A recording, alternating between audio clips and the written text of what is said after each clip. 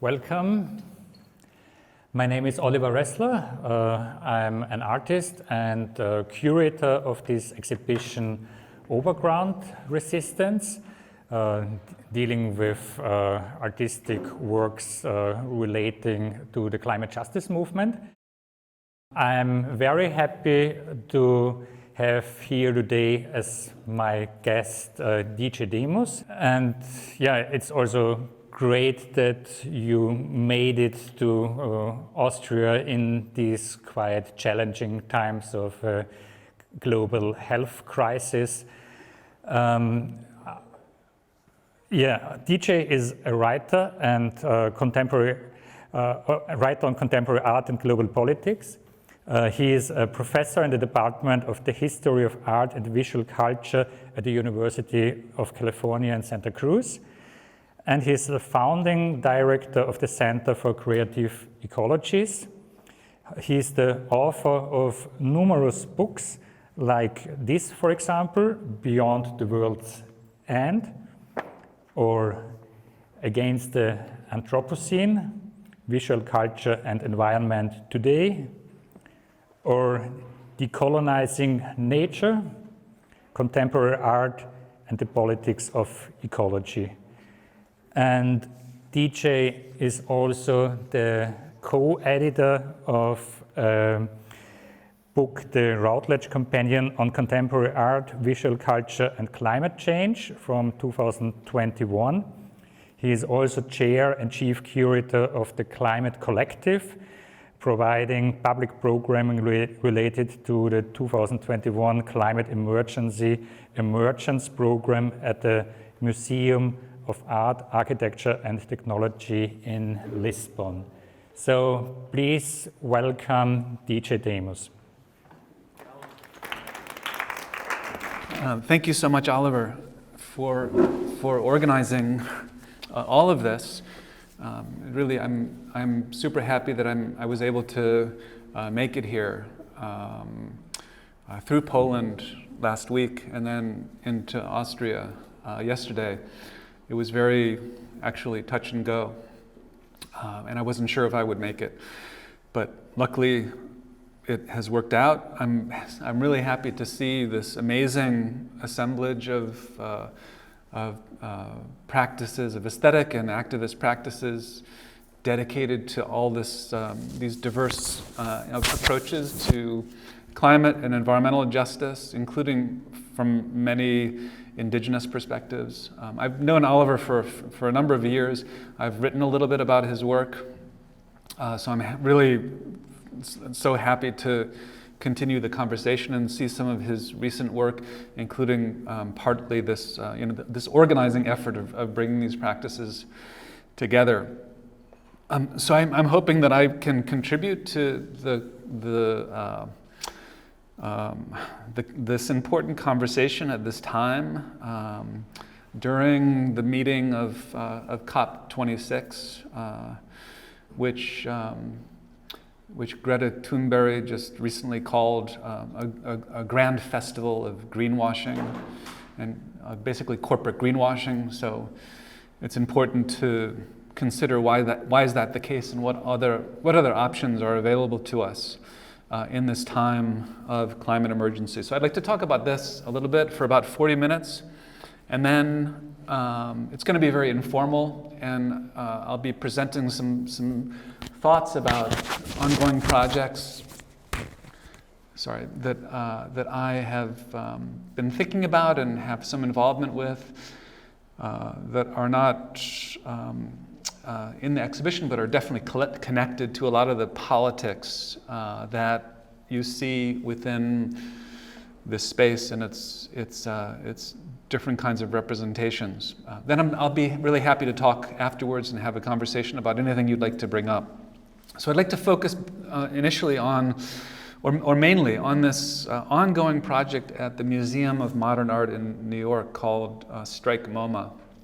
And you see one of the images here on the screen that shows a media agitprop image that the Strike MoMA Organizing Committee put out on Instagram, and you can follow this on Instagram. There's a lot of material on the website and on social media in relationship to this project that I'll talk about, and why this is going on, what the strike is about, and how it relates to climate politics in the wider sense of what that term can mean. So you notice in the image, there's a few different things which we could look at and focus on. The first is maybe post-MoMA future, which you can see, right? This is a collaborative, collective effort. It's coalitional as well, a coalitional political movement to try to imagine post-MoMA futures. What would a future be like, and how can we imagine and begin to realize another kind of world beyond that which is represented by the Museum of Modern Art in New York, and all the problems that are associated with the museum in terms of its institutional structure, which I'll talk about in a second. So radical futurity is part of this movement, and that's something that I've been thinking about a lot recently in terms of what that entails. And this is part of a current book project that I'm working on that will hopefully come out by Sternberg Press next year on radical futurisms, looking at different approaches to thinking about futurity in ways that are radical, and by that I mean explicitly that are anti-capitalist, that are thinking beyond the conditions of the capitalist present, a racial and colonial capitalism, all of its extractive implications and its historical conditions that have brought us to the point where we're actually experiencing the ending of life as we know it that's going on these days. So recognize this land, you can read at the top of the image, and that has very much to do with indigenous decolonial politics in the Americas, broadly speaking. Part of the what's called the land back movement, to demand a material redistribution and political transformation so that indigenous sovereignty and indigenous relations to an ownership of land, or ownership is a problematic category, but returning land to indigenous caretaking is a crucial element of Strike MoMA. So recognize this land is explicitly about recognizing the stolen land that MoMA, the Museum of Modern Art, sits on in New York. As Lenape territory, originally speaking, that was these people were displaced and dominated by early American settler colonialism that still exists to this day, but not really recognized. Or if it is recognized by the museum, as it is so often, recognized in a way that we could characterize as liberal and superficial. In other words, not coming with any actual material conditions of redistribution. So recognize this land, post-MoMA futurity. You see a person wearing a leather jacket, destroy capitalism. It's clear that this is an anti-capitalist politics. You notice that there's a silhouette of trees and leaves, and plants intermixed in there. It's a multi-species radical futurism. People generally have their backs turned to the camera, or their faces are covered. It's a kind of politics of opacity, a politics of refusal, and that very much goes along with the idea of Strike MoMA that you see at the bottom with the Museum of Modern Art acronym striked out in red. Right? This is about attempting to somehow take the conditions of a strike, which is historically associated with militant labor conditions and the withdrawal of labor from the owners of capital in order to struggle for the rights and recognition and empowerment of labor. They're adopting that and attempting to realize it and develop it in relationship to the Museum of Modern Art. So Strike MoMA is a really interesting, I think, an important resonant struggle that's going on today. We're in November now, but October was a really interesting month in the States. not at least recently historically associated with strikes, but increasingly there's a labor militancy and efforts at unionization in the States, which is really interesting. People called last October Striketober in relationship to all the unionization efforts that are going on in the States right now. Really important. After decades of neoliberal attacks on labor and unionization, we know that over the last few decades we've come to this impasse of massive structural adjustment, massive growing economic inequality, and social and political violence across all levels of the system, especially in the U.S. So I know I'm talking about something that's very specific to New York, the Museum of Modern Art, a very exemplary, private, wealthy museum. But I think it's important to consider this case because there's many museums worldwide that look to MoMA as a kind of example or an aspirational model. So it's one possible future of where museums could go more broadly, more expansively, and internationally, that I think it's important to take note of this struggle against that potential future, which is really no future at all. So in terms of this, it connects to some of my recent work, which Oliver mentioned, including my one book, Beyond the World's End, The Arts of Living at the Crossing, dedicated to contemporary art and activism that's looking at ways of reworlding or registering the ending of worlds, the kind of pervasive catastrophism that exists these days and how we can think beyond it, think beyond negativity, think beyond dystopianism and catastrophism. It also connects to this other book, the Routledge Companion to Contemporary Art, Visual Culture, and Climate Change, which I edited with Emily Eliza Scott and Shubhankar Banerjee. There's an image on the cover from a piece that's actually in this exhibition just over there of Not an Alternative, where they did an intervention in Houston, Texas, in relationship to climate justice and environmental racism as it exists in Houston. You see a young woman activist and organizer with environmental justice struggles in Houston, holding a dinosaur against the backdrop of one of the oil refineries that proliferate in Houston. So this is a kind of symbolic form that's meant to represent the hopeful extinction of the oil industry in the near future. So that's why she's holding a dinosaur against an oil industry. So what I'm asking in this book in particular, what is the world, right? There's many worlds. We can conceive that in all sorts of ways in terms of what it means to identify something as a world. And the question, when does it end? We know that there's been multiple worlds, there's multiple endings of worlds in the present and also historically. So when people are talking about we're living through the end of the world today, which you see in so much sci-fi and dystopian film and media and literature, we know that, of course, the world has been ending for hundreds of years, and even longer than that if we look back in terms of deep history. So you could say that the world ended in 1492 with the colonization of the Americas. It ended with transatlantic slavery. It's ended multiple times in terms of a variety of different kinds of forms of social and political violence. And it is ending in the present even in relationship to climate breakdown. So I'm asking, how can we interlink world-ending catastrophes historically and into the future as integral to emancipatory world building in the present? Right? That's the main question in the book that I'm asking.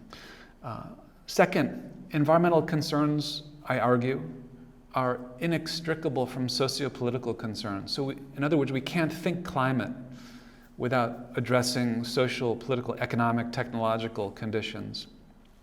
In other words, we can't, in our environmental politics, just be concerned with carbon in the atmosphere. We also have to talk about power on the ground. right? This is something that really comes out in the history of environmental and climate justice struggles that go back, of course, decades and even centuries. If you listen to someone like Mellon-funded of the Red Nation, an important indigenous movement in Albuquerque, New Mexico in the States, Mellon-funded says that climate justice began also in 1492. Of course, as soon as you have colonization, you have indigenous resistance. They come at the same time. So I argue we must address the socio-environmental, bringing those two terms together, socio-environmental. This is an argument of Nancy Fraser in her recent essay, Climates of Capital, that's really interesting and useful. In other words, consider ecology as intersectionalist for conceptual, materialist, and strategic reasons. Ecology can't just be about narrowly defined environmental issues. It has to connect to social inequality, political violence, technological domination, algorithmic governance, and of course economic forms of dispossession, colonization, and genocide and ecocide.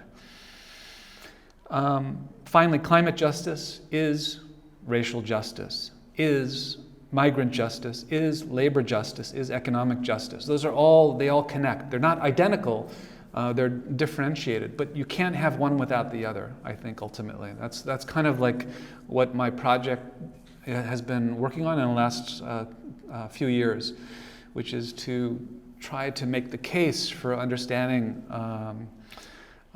that proposition in all of its multiplicity and complexity.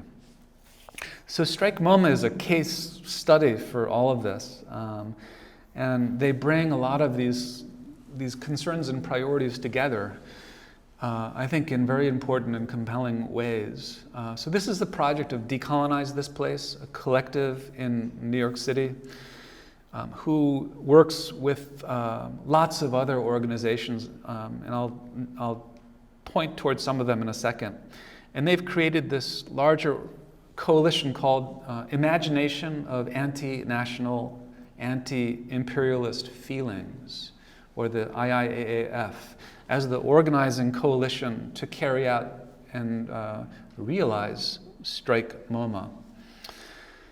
And you see some images from their website and Instagram feed that show different elements of what they're doing, including some land back demos that they did, and publication, like writings that they've published, and other kinds of activist events that have been associated with this project. So why Strike MoMA? What's the problem with MoMA?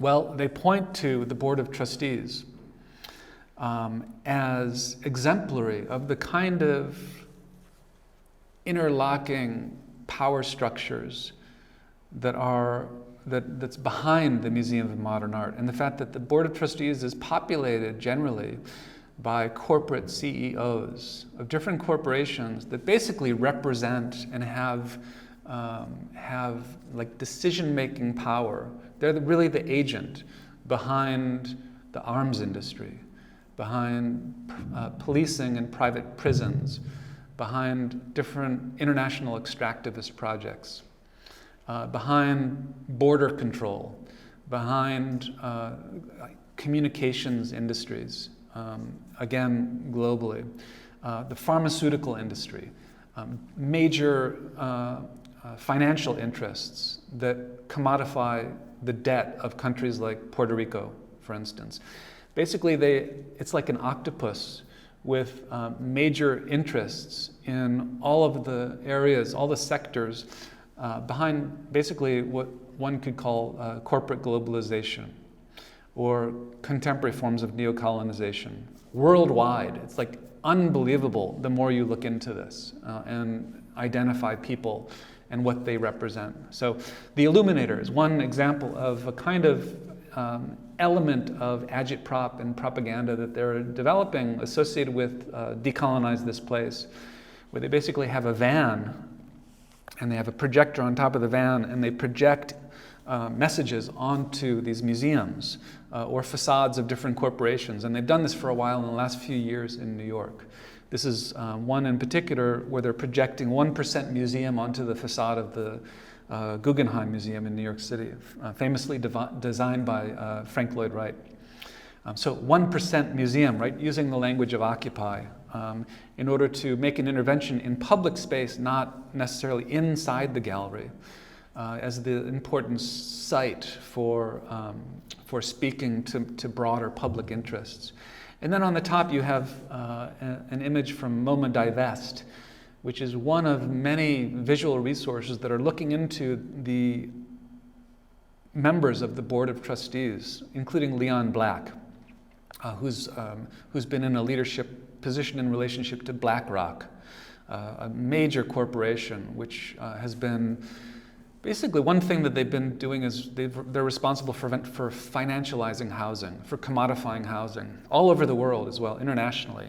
So if there's a reason why housing has become so massively unaffordable in the last few years, BlackRock is one of the major perpetrators of housing commodification. And Leon Black is a CEO. So this is a faux, like a hoax website. It looks like actual Museum of Modern Art, but it's actually an activist production that's kind of a culture jamming intervention. So you look at the exhibition at the bottom left, Modern Masters, Prison, Slavery, Policing, and Border Detention. This is basically what the Museum of Modern Art Board of Trustees represent. These people are literally Trump donors, right? It's incredible when you consider how the financial interests of the Board of Trustees actually goes along with a politics that's like alt-right or reactionary, extremist, rightist, authoritarian, but they sit on the board of a museum that ostensibly represents the history of the avant-garde, of revolutionary artistic practice, of extreme left positions, right? So basically, according to Strike MoMA, this is a classic case. It's not like it's new or unexpected for those of us who know about this, but it's basically a situation of the art washing of the radical avant-garde, where wealthy people, wealthy elites basically use this material to gain a social license to continue their destructive activities, as if they're philanthropists participating broadly in civil society and supporting the arts, right? But actually, ultimately, that's just complete bullshit. So some specific examples you can read. This is, again, part of Strike MoMA. The Cisneros, which is really important Latin American, Venezuelan supporter of the arts, also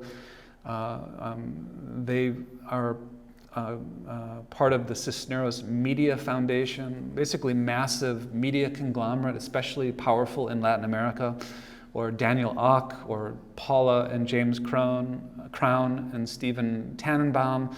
These are some of the variety of extractivist, financial, elitist, politically authoritarian interests that sit on the Board of Trustees. Just the tip of the iceberg for Strike MoMA, but it's important for them. It's not a matter of this or that person who are particularly bad or egregious or exemplary. It's actually part of the structural conditions of the museum at this period in time.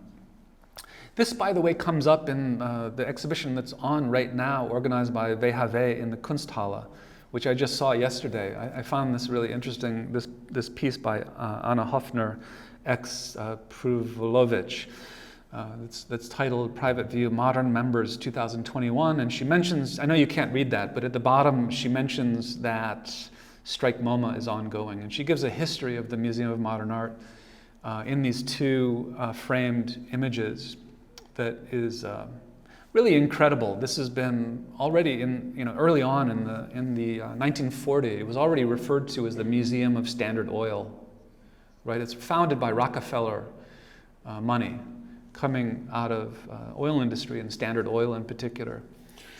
So I highly recommend that Kunsthalle exhibition. It's really very interesting. as well as to learn about other powerful people in the arts that are investigated and implicated in this exhibition, including Francesca von Habsburg. There's a history of this kind of political activity and investigatory research in relationship to the conjunction or convergence of elite financial interests and artistic institutional power. And Hans Haacke is a crucial precedent, and he investigated already the Guggenheim Museum Board of Trustees in early 1970s. And he was aware and proposed that this is a line of research and should be followed up. In other words, we in the artistic system should be attentive to who is funding what their political interests are, how it correlates with their artistic support, what that means, what that connection entails, how we might resist it, how we might work within these contradictions. These are like, there's no simple answers to all of these questions. But Haacke was raising this already in the early 1970s. So with Strike MoMA, there's lots of reasons for why they want to strike, in addition to the Board of Trustees, and what their demands are. And if you look on the left, this is another one of their images from social media. I'll just name some of these because it's really interesting. They're demanding a red deal that's coming out of the Red Nation that I mentioned earlier, and their decolonial approach to what we have been calling a Green New Deal, a radical anti-capitalist decolonial Green New Deal, which they call a red deal. Land back, anti-national internationalism, sanctuary now, in other words, a kind of open borders politics against xenophobia and border policing. Infrastructural takeover of the Museum of Modern Art, collective liberation, Puerto Rico libre, or free Puerto Rico. Black liberation, free Palestine, workers' control, dismantle patriarchy, women's strike, kill capitalism, revolutionary care, fuck the police, which is part of a big and ongoing protest and action and organizing in New York, but more broadly in the States in relationship to abolition politics in the last year. Communization, strike modernity. So in 10 weeks, they organized this across a range of activities, including during those 10 weeks, every day, art, action, poetry, agitprop, research, education, movement, conversation, investigation, intervention, testimony, media, text, and fun. And that's indeed what they tried to carry out. One of the investigations and research one element of this was organizing a range of conversations with different people, activists, scholars, engaged public intellectuals.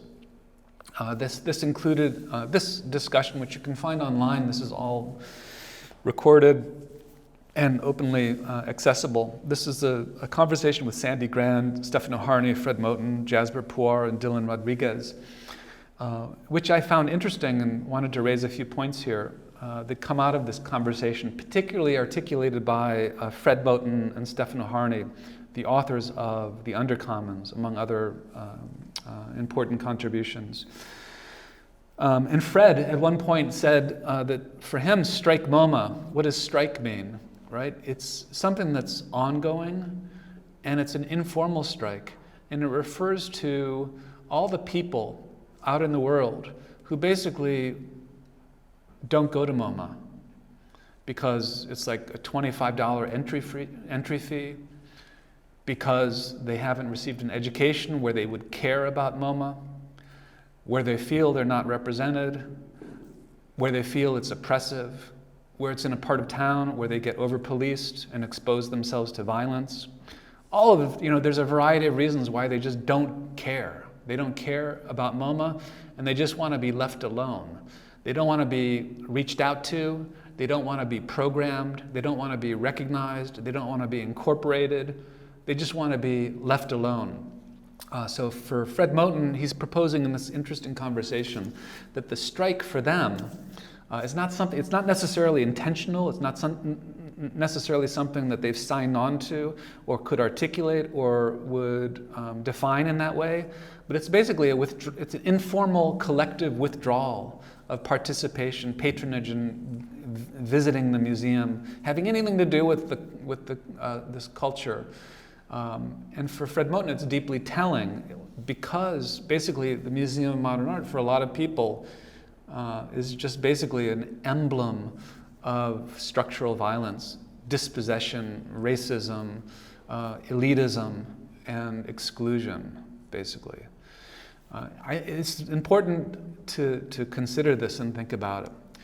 So as he went on to say, the danger today is not necessarily exclusion, and this is from an African-American perspective in looking at and thinking about museums and institutions. It's not so much that black people are excluded from museums, Fred Moten says, as they once were. Today, the problem is incorporation. In other words, how they're brought into the museum to perform, to be tokenized, to represent, to go along with, to diversify, etc. Right? That's the main problem today, because it's a kind of liberal politics of recognition. It's not structurally transforming conditions of gross inequality. It's participating in it. It's what the African-American activist and scholar Cornel West says, he calls this black faces in high places. It basically doesn't necessarily lead to anything except the continuation of the structural conditions of racial capitalism. And Cornel West has a very critical take on the whole Obama phenomenon from that perspective. So the proposal for Fred Moten is to strike MoMA, and that means for him basically a kind of politics of exodus.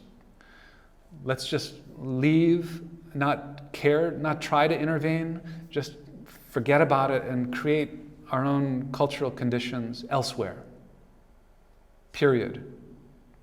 And so that's one proposal that comes out of this. It's one that I definitely understand and am sensitive to and would like to talk more about, but it's also one that I feel like has its limitations. Because if we acknowledge just the institutional, global, corporate power of the Board of Trustees at the Museum of Modern Art, we can't just, as a politics of resistance, just exit. We can't just leave this alone. We can't let MoMA be, I think. I think politically we have to disrupt these institutions, we have to transform them, we have to take them over, we have to abolish these structures. And there's another part of Strike MoMA that articulates that as well, that says basically institutional transformation can't just be a matter of education or programming, although that could be important too. It has to involve material redistribution. It has to be a matter of economic, social, and political equality.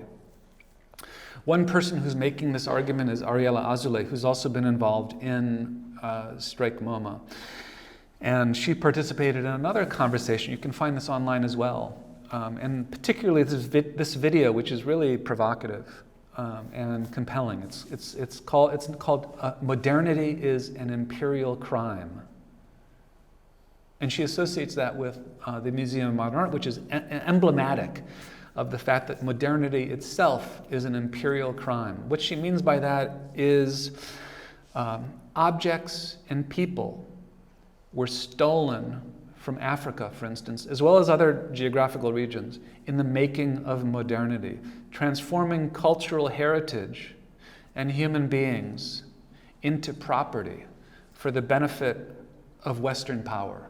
This is fundamental to Euro-American modernity. You can see some of this at the Kunsthistorisches Museum, I think, if you walk around in the galleries. This kind of approach and understanding, very much materialized. So many of these objects, and even the remains of human beings, are still held as possessions within Western museums, including museums of modern art, which have worked to prevent restitution and reparations. Museums, in other words, Ariella Azoulay argues, normalize plunder, exercising onto-epistemological violence, reorganizing time, transforming loot or stolen goods into the cultural heritage of white national cultures as part of an organized crime, which she calls modernity.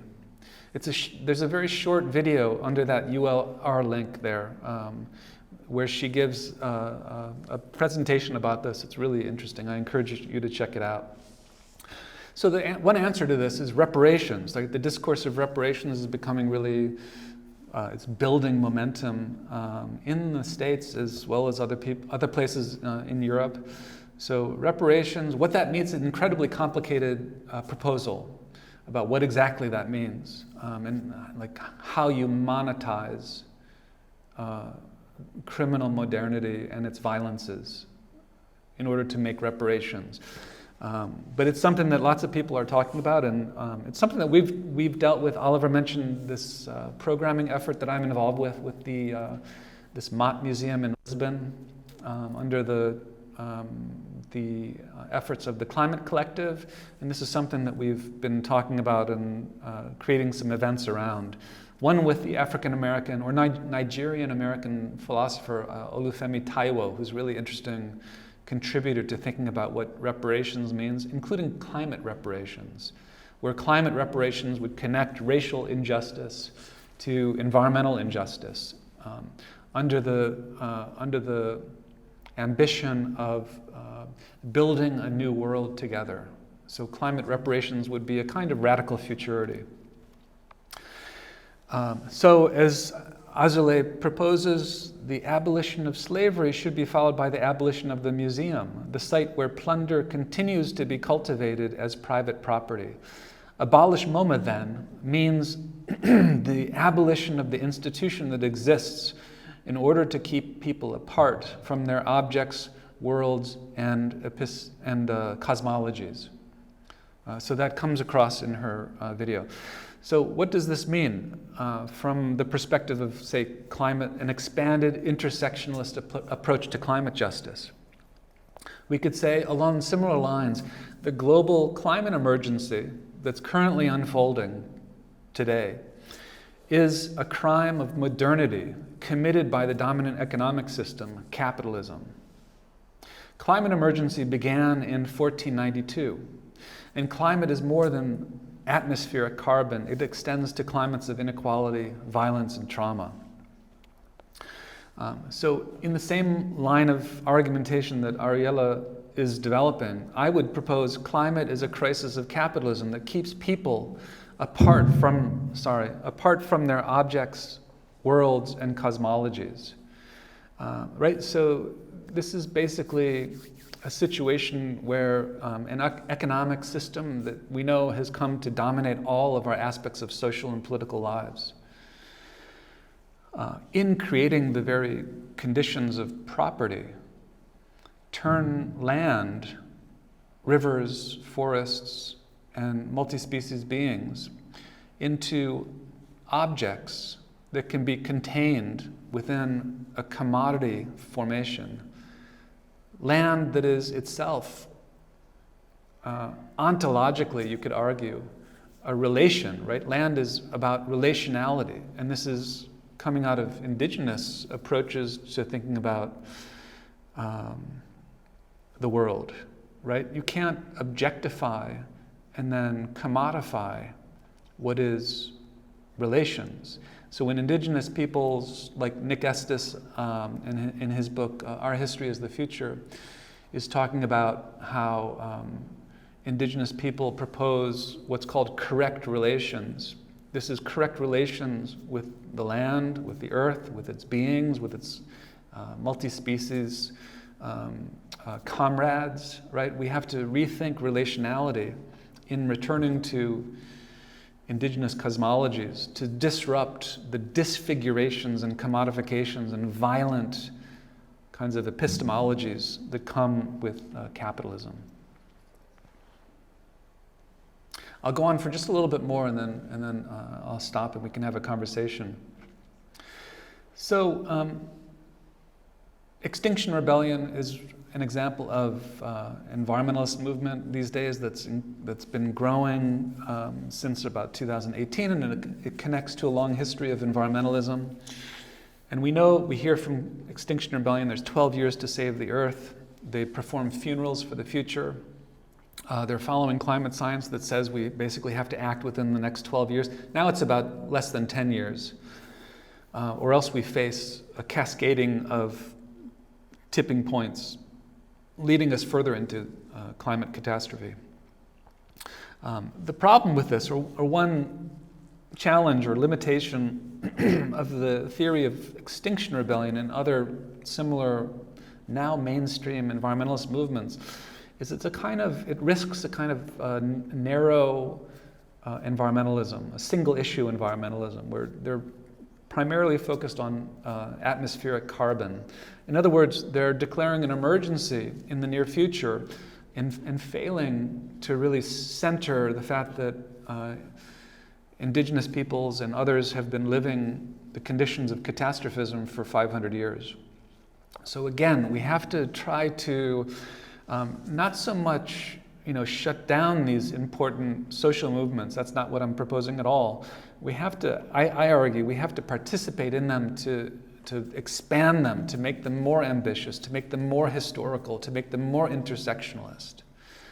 Where I come from in California, there's an unfortunate divide between environmentalism, which is seen often as a very white and middle class kind of politics, and racial justice politics, which is people of color and African American, abolitionists, about police brutality, the prison industry, economic inequality. How can we bring these two together? Like, that really is the question. So the narrowly defined demands of Extinction Rebellion, tell the truth, act now, let's be beyond politics, is really, I think, at least early on, maybe things have changed, but early on I found this very limiting and problematic. New York City has an Extinction Rebellion, I think, that's more interesting and ambitious. You read on the banner here, which is displayed in New York City on Rockefeller Plaza. Rockefeller oil wealth, the same family that founded the Museum of Modern Art. It says climate change equals mass murder, rebel for life. And let me just read the fourth demand that they've added to those three others of Extinction Rebellion coming out of the UK. XR New York says, we demand a just transition that prioritizes the most vulnerable people and indigenous sovereignty, establishes reparations and remediation led by and for Black people, indigenous people, people of color, and poor communities for years of environmental injustice, establishes legal rights for ecosystems to thrive and regenerate in perpetuity, and repairs the effects of ongoing ecocide to prevent extinction of human and all species in order to maintain a livable, just planet for all. That's the kind of, I think, transformation that we need to see more broadly, moving toward an intersectionalist and anti-systemic, anti-capitalist climate-based politics. XR was criticized in this open letter to Extinction Rebellion by a coalitional group called Wretched of the Earth. So this is a UK-based organization, but they're international. Really fascinating letter to Extinction Rebellion. Against, both in support of and demanding to expand the political ambitions of Extinction Rebellion. And they say, in order to envision a future in which we all will be liberated from the root causes of the climate crisis, capitalism, extractivism, racism, sexism, classism, ableism, and other systems of oppression, the climate movement must reflect the complex realities of everyone's lives in their narrative. So this comes up in other artistic projects that I'm not going to get into, but I'll just mention just briefly the Autolith group Infinity Minus Infinity, a recent film that they made in 2019. As you can see in the still, is trying to connect the steady growth of atmospheric carbon to the long history of racial violence and colonialism and slavery. I found it extremely productive to think with. The Red Nation, I mentioned them earlier, decolonization, revolutionary socialism, queer, indigenous feminism, all relatives forever. And they have produced this Red Deal. I really encourage you to look into it. It's maybe one of the most ambitious and moving documents for a proposal for what climate justice would mean in the most expansive sense, that resonates with all of those posters from Standing Rock over there. And you can find it online. But there's 3 components. They don't mention like decarbonize, you notice. That's not one of the major demands. First is ending US occupation everywhere. That means defunding the police, border control, the military, the US military, which has one of the highest carbon is one of the biggest carbon emitters in the world, larger than many European countries, the US military. And you see all the money, the funding that goes into this, massive amounts of economic resources. And it's not just about spending, it's also, if you follow the analysis in Strike MoMA, people are profiting from this, right? The Board of Trustees are profiting massively from US militarism and all of the violence that it brings. With every drone bomb that's dropped on Yemen or Afghanistan and kills innocent people, people are investing in those drone bombs, in the technology, making money from those acts. Heal our bodies is the second part of the Red Deal. Take that money from the military and reinvest it in the common humanity of everyone. And they have lots of details on what that means. And in the Red Deal, you can read about like what specifically you or any of us can do to participate in this. So it's not just about making demands on us, it's also asking us to join, to participate, and to take responsibility. And then finally, heal our planet, which does include decarbonization, but also lots of other stuff, because it's, we can't just talk about, we have to talk about chronic food insecurity, food deserts, the decrease in Arctic sea ice, which affects in particular indigenous peoples that live in the far north, and so on. It's a really fascinating document. I've written a little bit about this in this short essay called Extinction Rebellions in Afterimage. Strike MoMA builds on an action a couple years ago against the Whitney Museum, where you have this guy in the image standing on the far right, Warren B. Kanders, who's the CEO of a group called Safariland. Safariland is a corporation, unbelievable name, that makes tear gas and sells tear gas, like the kind you see here, all to governments and police forces all over the world, including in the US, police that have shut down and brutally policed Black Lives Matter protests, to the southern border in US-Mexico, to Israel and Palestine and that conflict, to Turkey in relationship to Gezi Park and the Occupy movement that was happening there.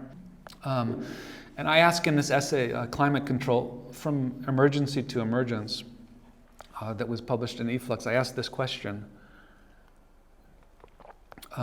What if we consider tear gas as the exemplary medium of climate emergency, which environmentalist organizations are calling on governments worldwide to urgently recognize?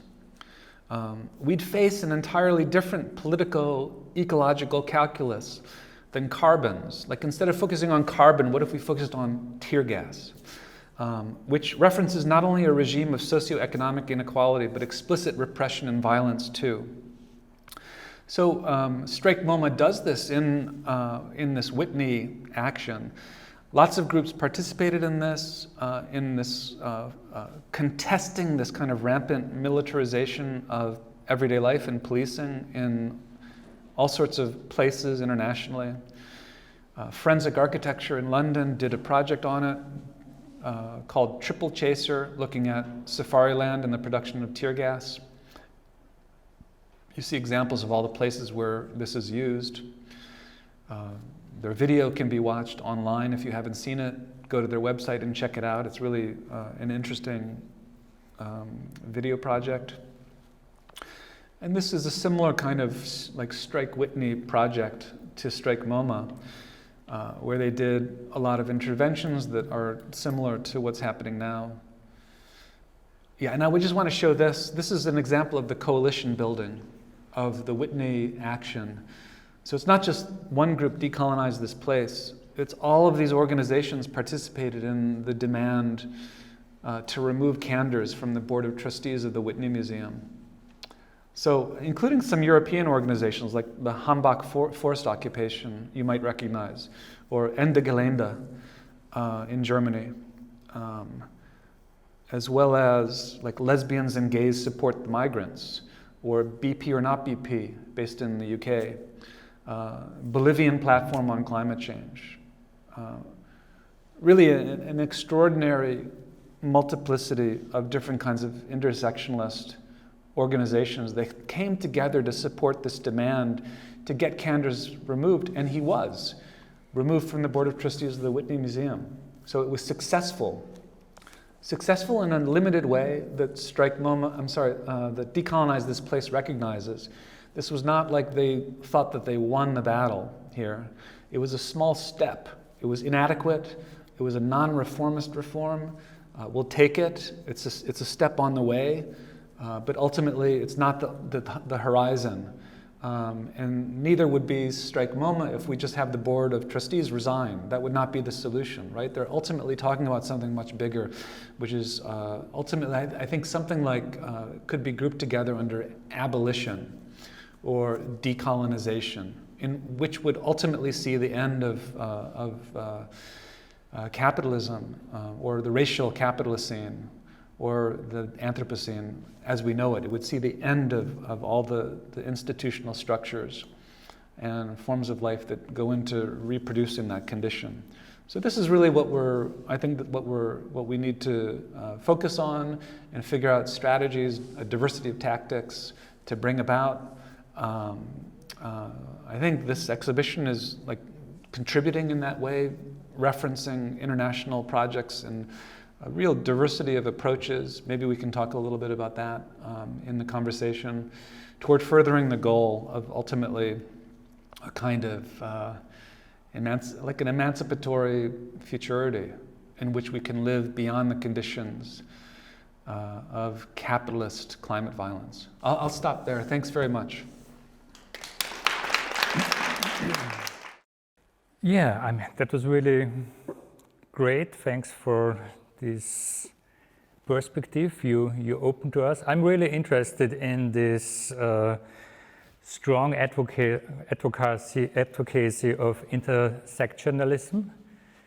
Also because I think from a kind of European perspective, this is something I think the movements and the political organizing is lacking a lot. And I think there's the potential that this might create this necessary boost we so strongly require after this forced pause due to the pandemic, so that our social movements and especially the climate justice movement creates more alliances and is getting the strength that's required, I think, to really go towards the change that's needed in order to contribute to survival of humanity or of all life on Earth. So I really like this equation with climate justice is racial justice, is migrant justice, is labor justice, is economic justice. So it brings it down to something very basic, which is quite accessible. But yeah, I mean, how to reach it? You talked about your own experience from California, and I think we are in very similar situations in so many countries. Can you talk about these difficulties towards intersectionalism, and maybe also talk about what you think might be other examples of where an intersectionalist approach is kind of working, I mean, apart from strike MoMA? Yeah, that's a great question, and it opens up lots of complexities in relationship to what this actually means. And I want to say, certainly I do not have the answers here. I'm, like, as I write about this, I'm thinking it out. I'm working with other people, relying on the insights of lots of other people, and trying to work this out collectively as well, also in relationship to my own relationship to organizations and activism.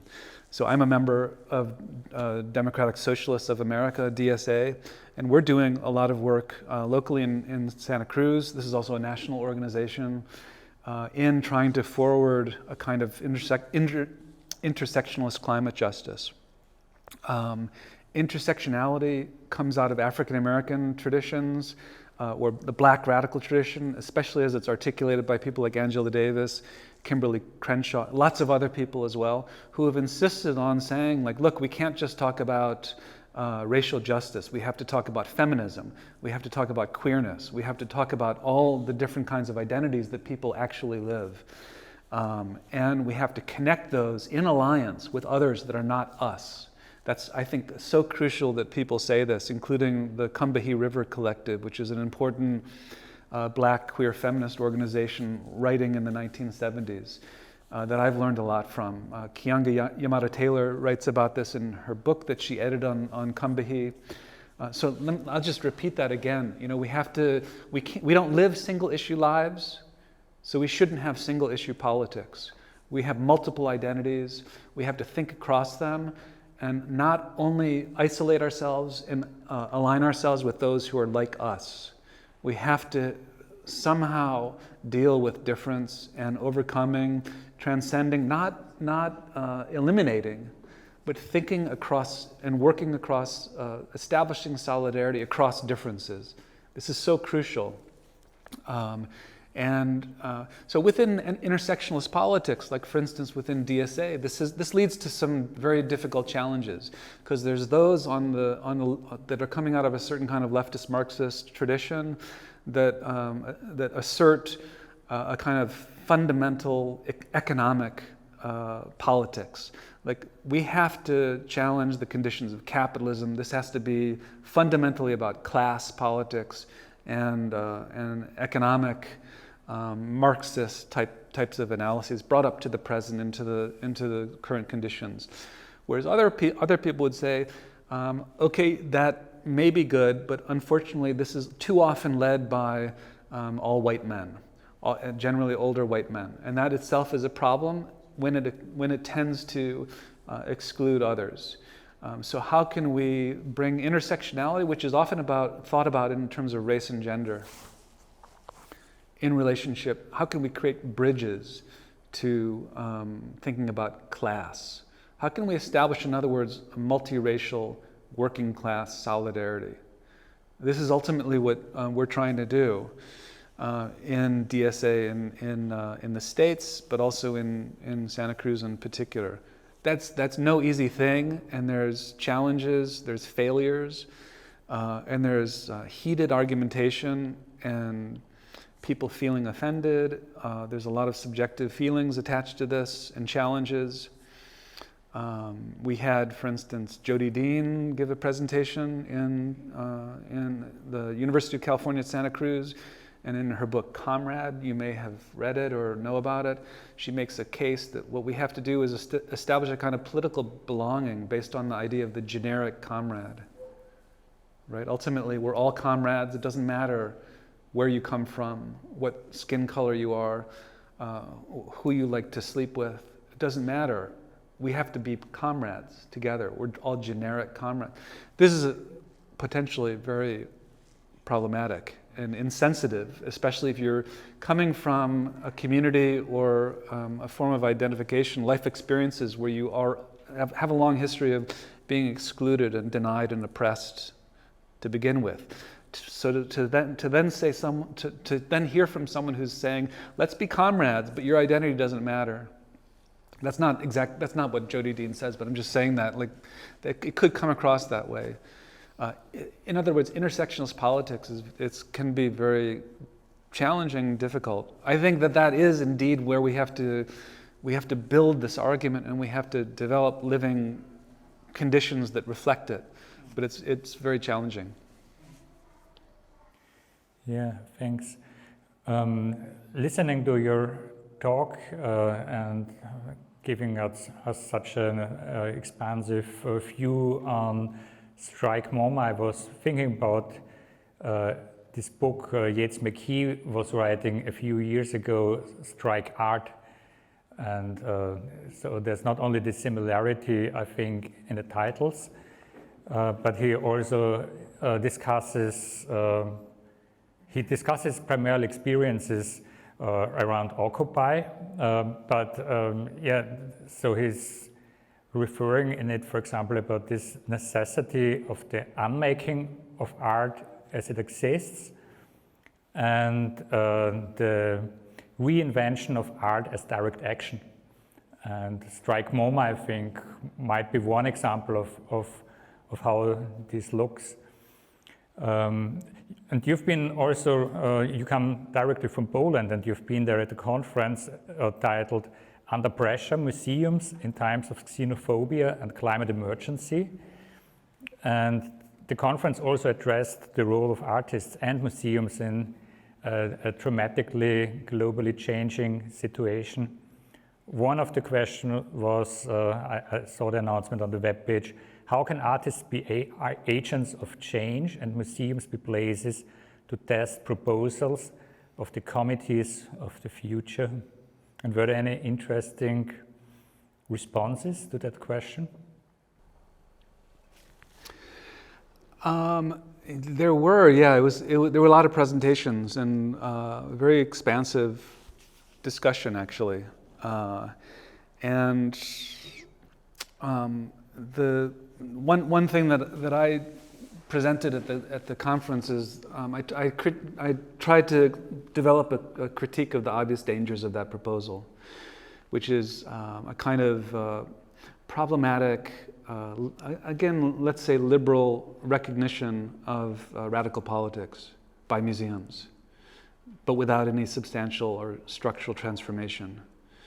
And it's interesting that someone pointed out, Kuba Schrader actually in Warsaw pointed out that the Museum of Modern Art in New York would love to get its hands on and actually acquire some of the material from Strike MoMA. You know, like they're very eager to incorporate it and own it and just maybe make an exhibition about it. You know, historicize it and remove it from activism. Absolutely. So that would be a depoliticizing danger. But I want to look at things more complexly and register the fact that the museums are not one thing, galleries are not one thing, they're not monolithic. There's a multiplicity of different approaches. People are they're not like stupid and just passively absorb institutional narratives. We can continue to think against the grain and think critically and learn from all sorts of interventions and contributions in museums, even the Museum of Modern Art. Within the Kunsthalle, there's a really amazing set of presentations. Within this space, your exhibition was able to happen. I mean, like, we're all living contradictions. We have to learn to think and act within them in ways that are productive and ultimately transformative. The other thing I want to say about Yeats's book, because that is a big part of this effort in some ways. He's part of, or maybe it's better to say, he's part of this bigger effort himself in terms of decolonize this place. And Strike Art is not about canceling or ending or opposing art. It's about striking neoliberal or forms of institutionalized, depoliticized art and reinventing its conditions. It's a little bit like land back.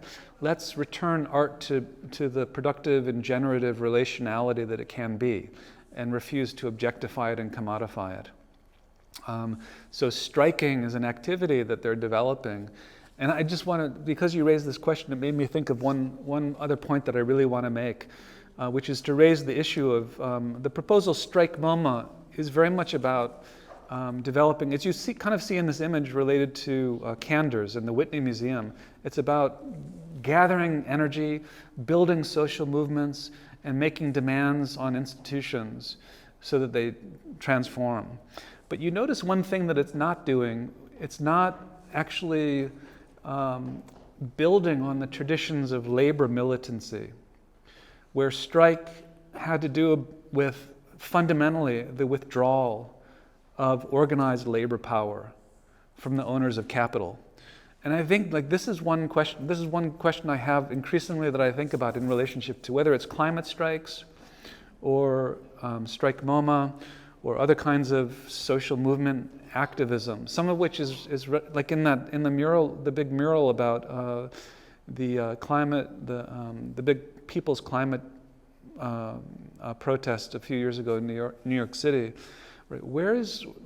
How do we return or build on social movements through organized labor and striking? Because I think that's a really crucial way that we have to somehow, and again, many people are pointing this out, for instance, Andreas Malm in some of his recent work. How can we reconstitute the collective subject of political transformation as it once existed in terms of militant labor, class politics? What does that mean even in an era of profound precaritization, the gig economy, social media, platform capitalism, surveillance capitalism, algorithmic governance?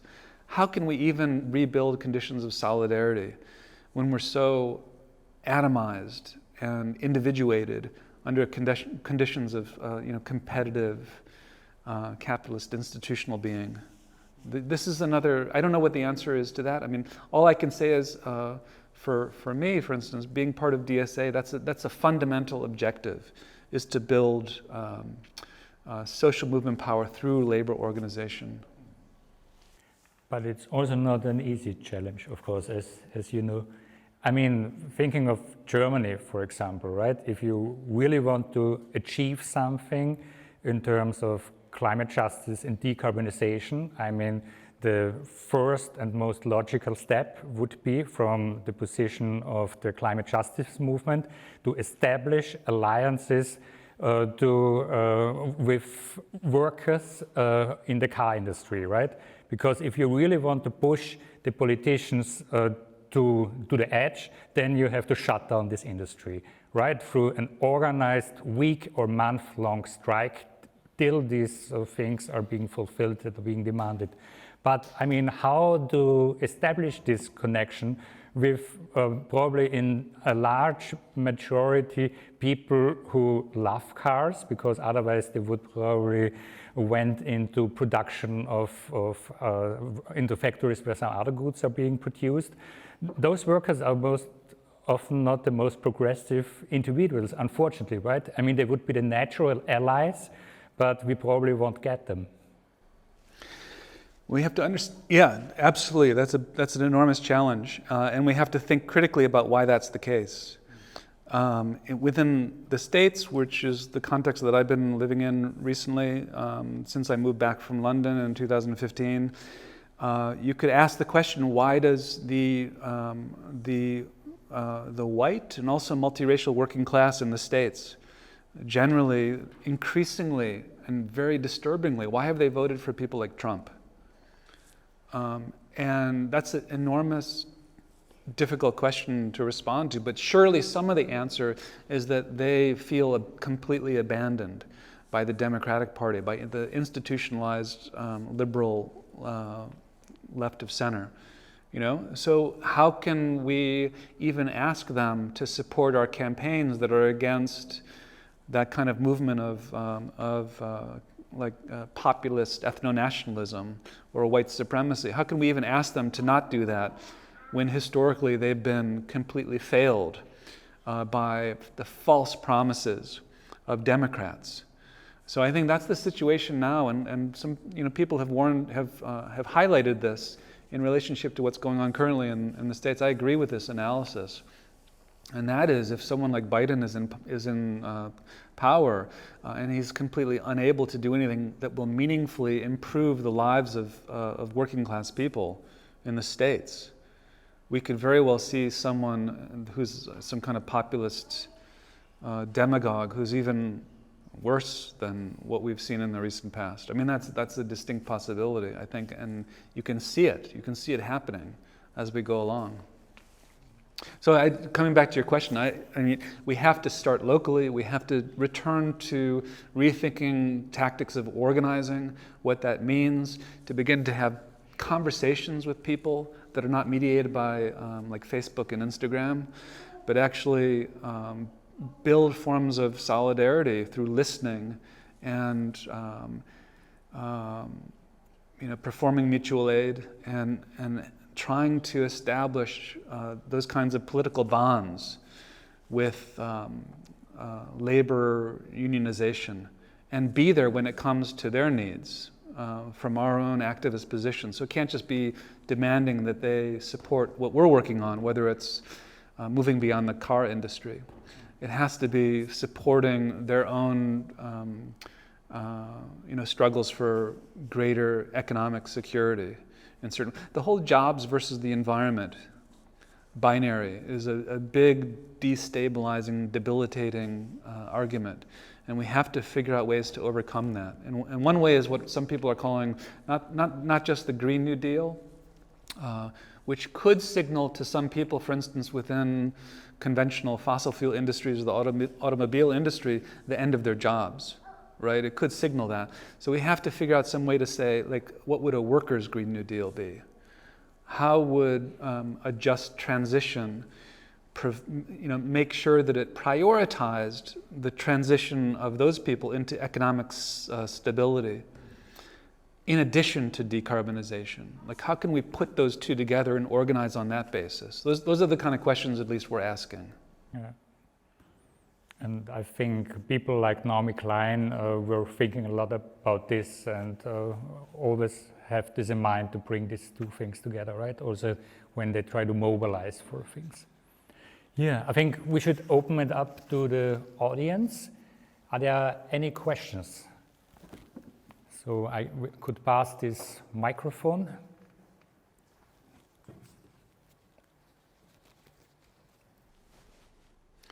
Yeah, happy to address anything that you like to bring up. Actually, I want to add to what we were talking about right now, because so first I was thinking the same. I'm constantly thinking the same thing about have intersectionality, which is about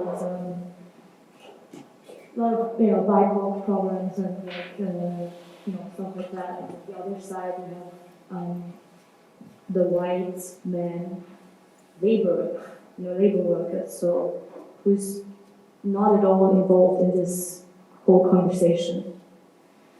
And these are the people who are voting for Trump. And we have the same thing here in Austria with these are the people voting the FPÖ, which is the right-wing party, which 20 years ago they would vote the Democratic Party. So how can we find allies with those people? Because at the end we have the same goal, I think. And this is on a regional level, but on a global level again, how is it possible to? How is it just? There's no global justice, I think, or climate justice, if we start to decarbonize, blah blah blah, and then China is building up, or other countries in Asia. So that's something I was kind of also expecting to hear from the discussion, but I see that it was more like a regional point of view. Yeah, thanks for the question. It's definitely that's a key challenge, and as far as I can see, there's no easy response to it. We know of a few attempts to respond to it. One is the global climate strike movement, Fridays for Future, and youth-led climate strikes, Greta's movement, and Extinction Rebellion as well. And there we see, like, it's quite explicit in Extinction Rebellion. We have to demand that our political leadership declare a climate emergency. And like if you think about that even like a little bit, that's I mean, how can that approach be justified at all? I mean, at the time when Extinction Rebellion emerged in the States, like, Trump was in power. Like, we want to, and asking a government to declare emergency powers, or basically a state of exception, is itself like profoundly dangerous, especially when someone like, some authoritarian is very happy, whether it's Bolsonaro or Duterte, to declare an emergency, call it a climate emergency, so that they can enact, anti-democratic policy shifts. So that seems to me, and others as well, like Wretched of the Earth, an absolutely dead end, a non-starter even. Like that's not going to go anywhere to demand that it come from top down. We have to work bottom up. But how can that be done when we've, after decades of assaults by neoliberalism on labor organization, how can, when we're dealing with just the ruins of organized labor, as well as the fragmentation of social movements under conditions of identity politics? How can we begin to even consolidate our power so that it is politically transformative? Now, people like Kyle Powys-White, who's an important indigenous writer and activist who deals a lot with climate justice from an indigenous perspective, he says basically, he acknowledges, look, we globally, in terms of large-scale political communities, we don't have the politics of accountability, of responsibility, of trust, of democracy. We do not have those institutions at present to be able to make a substantial transformation in relationship to climate policy. And so he says, maybe we just have to accept 2 or 3 degrees or whatever it is, simply because we can't, there's nothing else we can do. It's a kind of climate realism. He doesn't agree with that. He recognizes that as genocidal, as ecocidal. But actually, like, what can we do when we just don't have the relationships? Like, we can't ask Trump to save us. That's absolutely bonkers to suggest that. So that itself is profoundly disturbing. So, what more can we do? And certainly Kyle isn't saying we should do that. He's just saying we have to work on reestablishing conditions of accountability, trust, responsibility, ethical relationality, correct relations, in other words, at the social and political level, economically as well, technologically, yes, too. Like Jonas Stahl's project to collectivize Facebook, I think, is a really important step in the right direction, right? Let's communalize social media that has become so important in terms of the reproduction of our lives at every level. This should not be in the hands of private corporations, nor should vaccines under conditions of vaccine apartheid. So, but how do we reestablish commonality? How do we reestablish those conditions of trust, especially with laborers that may be coming from a very different perspective from, for example, me in academia? So this, just to give you a small example how it might be started is in my organization, what we're doing, we decided, okay, we want to organize around a radical abolitionist, anti-capitalist Green New Deal. Let's begin. Let's reach out to this group or that group. Public transportation bus drivers have a union in our area. Let's reach out to them and just establish a line of communication and say, what are your needs? What kind of struggles are you facing? What are your challenges? How can we help you? How can we work together?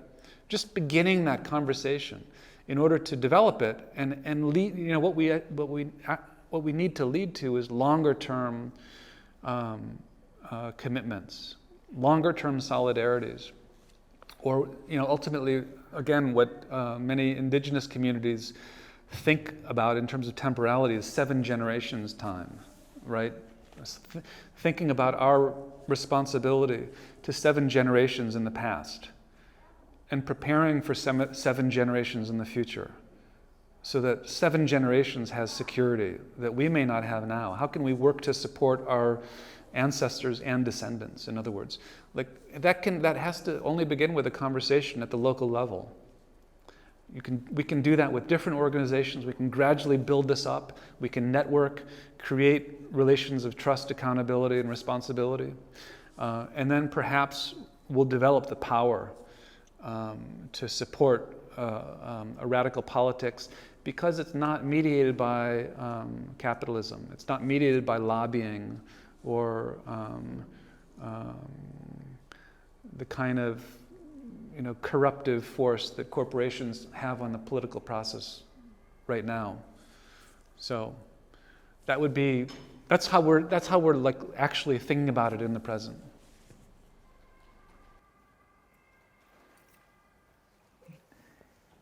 Yeah, are there any further questions?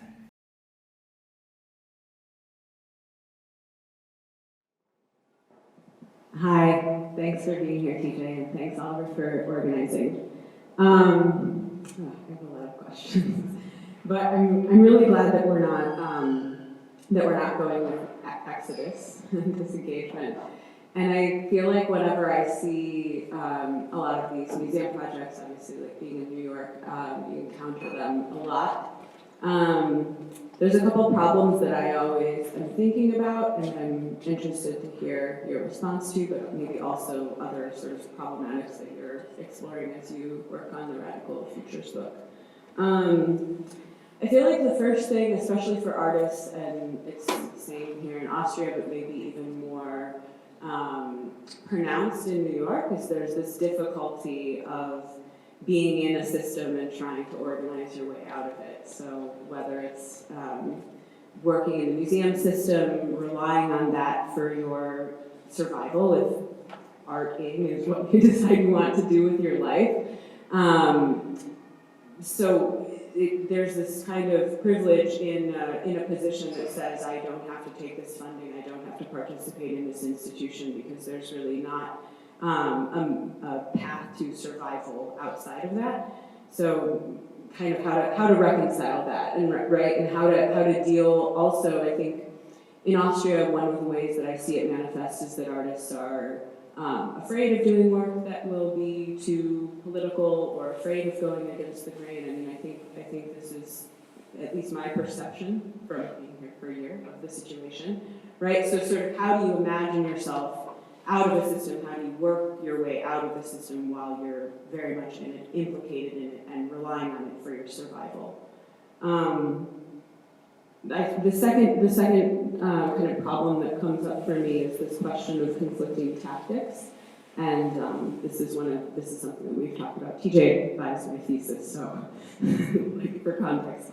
So the institutional critique, institutional liberation, institutional production. Back at Economopolis is like, institutions are things worth saving. So are we going into the institutions and trying to fix them? Are we going in and trying to break them? Are we making new institutions? And how do we sort of choose a tactic? Can all of these tactics coexist?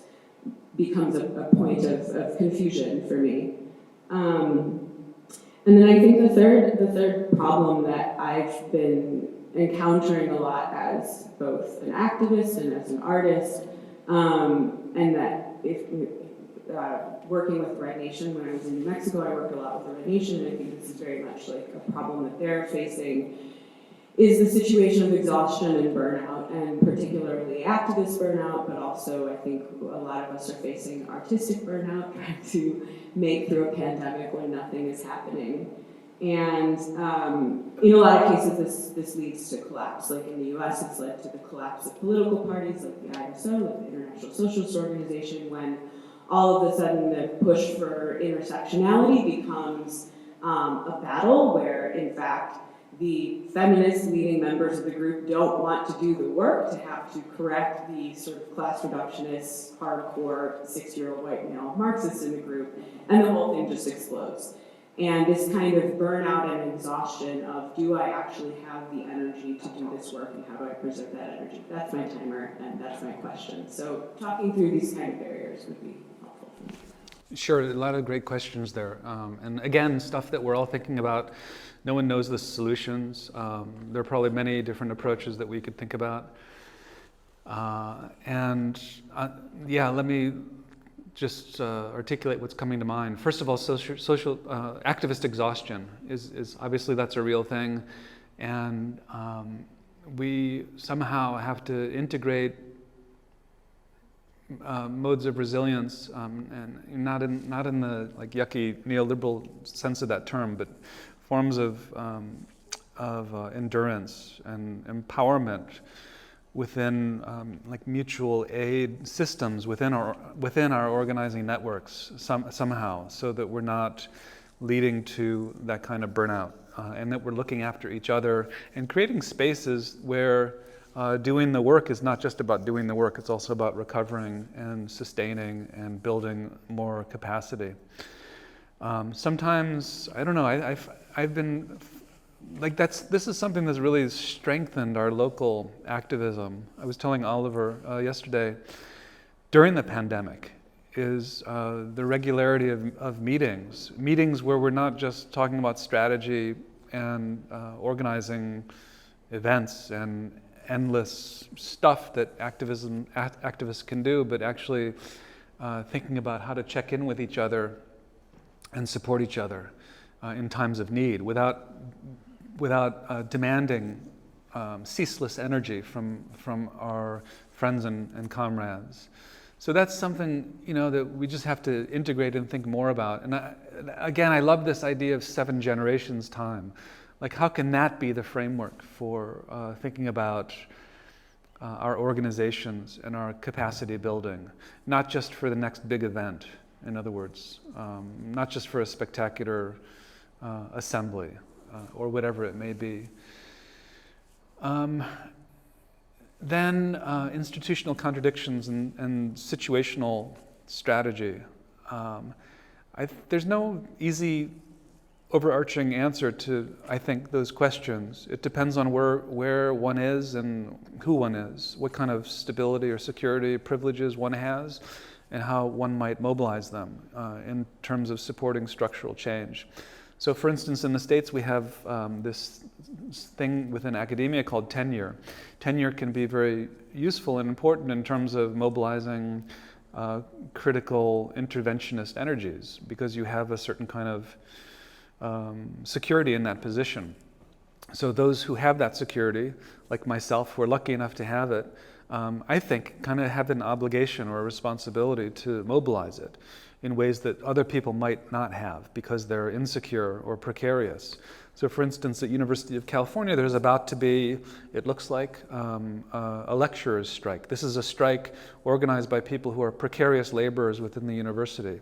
In other words, who don't have long-term secure contracts that allow them to teach and engage in intellectual labor and teaching for a livable wage in a longer-term framework. So how can those of us with the privileges of economic security share the knowledge that our positions of privilege depend on the precarity of others? And how can we work against the system that reproduces that inequality, I think, right? In other words, we have to join in and talk about these kind of differences so that we can support people who are undergoing these unlivable situations. And that can be quite specific. I imagine that also happens within cultural industries, situations, certainly museums. I should mention that Strike MoMA and the Whitney campaign were organized, first of all, most importantly, with workers in those institutions. That was really crucial to what they were after, right? Supporting precarious laborers within the culture industry. So that's not to say that there's any simple and generalizable imperative that people should follow or always have to follow. I think it's quite, it has to be quite specific and organizationally supported and collaboratively worked out in terms of like who should stand in the front lines of a protest to protect those who are most vulnerable, or do it in terms of an organizational sense. But that's how I think about it, and that's how we've thought about it in relation. Not enough, and to come back to that, just not enough people, not nearly enough people are doing this. So I don't know. It can be truly difficult and challenging, especially within sectors of labor that really do an amazing job at individualizing us and creating these conditions of competitiveness between us. Like, how do we overcome those conditions? It's extremely difficult, especially when there's plenty of people who resist it and want nothing to do with it, and are happy just to benefit from their own individual situation.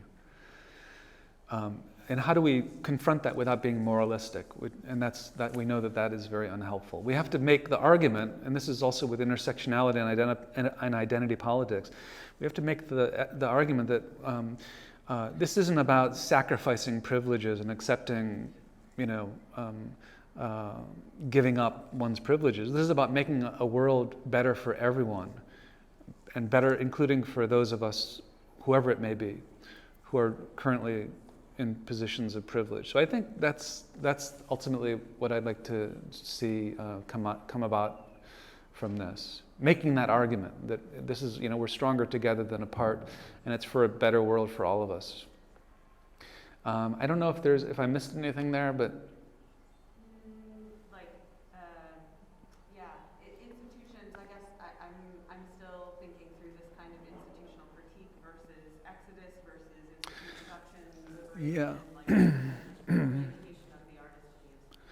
Yeah, I think there's a big argument among Strike MoMA people, Decolonize This Place, Yates McKee as well, about moving from institutional critique to institutional liberation. People like Gerald Raunig are also part of this. It's a big international discourse around around institutional critique and what that means in the first place. The different stages historically of institutional critique within artistic practices, including Hans Haacke, and pushing it toward institutional liberation, or institutive practices, creating new institutions, building creative institutions, exiting dominant oppressive institutions. There's tons of complexity there and all sorts of debates. I think there's a movement that comes out of Occupy that's about abandoning institutions and building new ones. And I think that this is, at the risk of being a little simplistic, this is a mistake. I don't think we can afford to abandon institutions. Again, like to the Museum of Modern Art Board of Trustees, we can't afford to abandon political parties. We have to, in fact, return to them, organize, and take them over. I think that's what I think Strike MoMA, that's a big part of what Strike MoMA is trying to do, that I agree with. That's a post-Occupy strategy. I think DSA is doing that in terms of returning to the political process and electoralism, even though it's profoundly corrupted, and there's lots of reasons to be suspicious and skeptical of that. But somehow, as Naomi Klein would say, and lots of other people, maybe including the Red Nation, we have to work within and between social movements and dominant institutions. Those have to be placed in contact and communication somehow. That, I think, is the way forward, including in whether it's within art galleries or within art institutions or within academia or the knowledge-based economy more broadly. Those of us who participate in this and think of ourselves as doing critical work, we can't just continue to do this on our own as individuals, I think. It's imperative to situate ourselves and include ourselves in the struggle of larger scale social movements. So I think that is like something that's crucial. Walter Benjamin was writing about this decades ago in relationship to people like Tretyakov and others in the early years of Soviet communism. We have to place ourselves and join the struggle. We have to situate ourselves within that movement and not just continue as creative practitioners of critical discourse for hire. And there are also examples for successful liberations of institutions in other spheres in life, right? Like the occupation and liberation of theaters in Italy, the Teatro Valle Accopato, for example, or the worker struggles that become radicalized and where they finally lead towards taking over a factory and not only fighting for better wages and better working conditions. And so we have these examples all over. Including at the ZAD as well, which is included in your project here. The ZAD, the biggest autonomous zone in Europe, in France, right, is the zone à défendre, right, to protect this area from airport expansion, but not just, it's about building a new world. And it's not just about creating an autonomous zone. At least I've argued this. I think like Jay Jordan also, I suspect, would support this. And Isabelle Frémaux and the Laboratory of Insurrectionary Imagination. I think they would support this idea that it's not just about autonomy, it's also about creating a base of operations to intervene elsewhere and spread. Well, a little bit like Zapatismo as well. The Zapatistas explicitly say this. They want to defend their own territory and retain their autonomy and sovereignty. And they want to spread, not by other people becoming Zapatistas, of course, but doing it that's in a way that's appropriate to their own area, in solidarity with Zapatismo. I think that's really crucial, right? We have to create these conditions of autonomy. We have to institute otherwise, and also spread like a virus in some ways, I guess, but a good virus in terms of taking over dominant institutions. And the Zapatistas were here in Vienna and are still here in Europe and were here in order to create alliances to other progressive actors in the society. They were even here in the exhibition and tried to find alliances. Yeah, that's amazing. And I think it's not just this one trip. They have a long history of doing this. So they've taken over this area in Chiapas, but they have a long history over decades now, which is amazing, of trying to build solidarity, go on tours like what they recently did, and try to create alliances and inspire other movements elsewhere, which is amazing. I think we should come to an end, but I think we could take a final question, if there is any.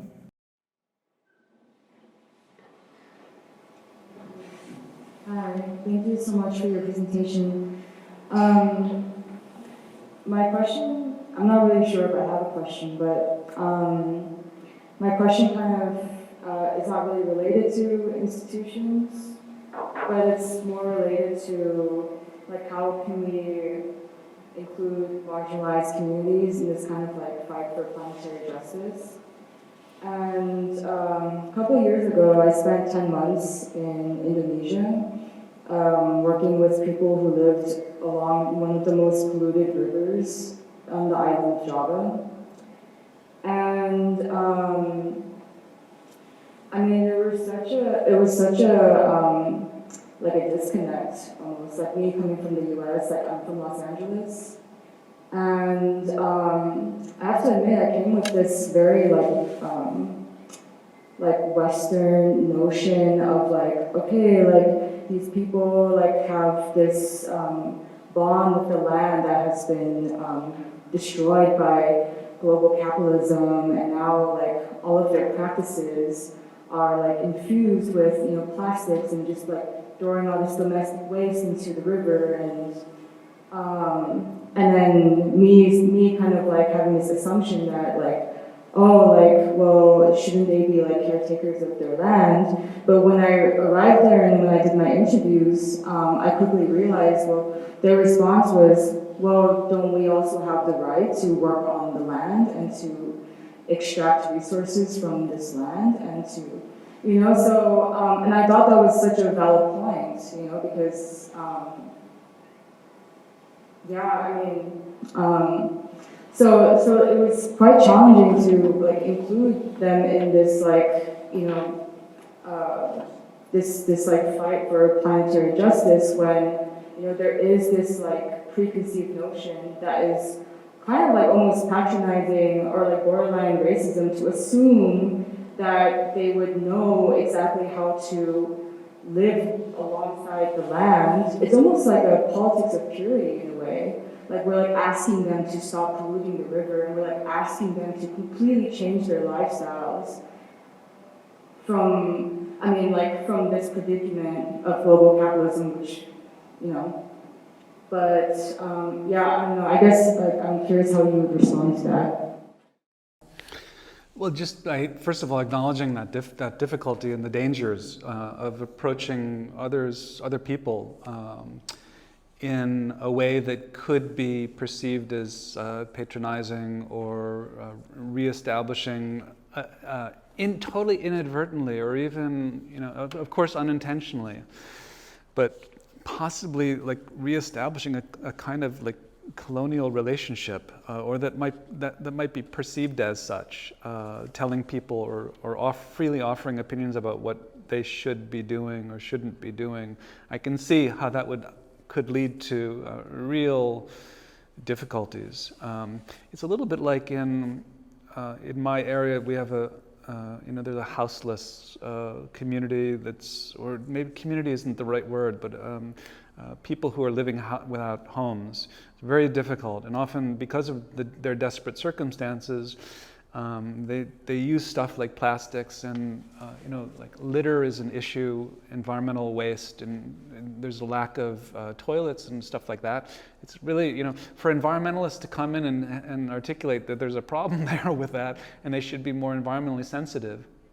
As people do, they do this in my area. This is a kind of like what we're increasingly calling eco-fascism.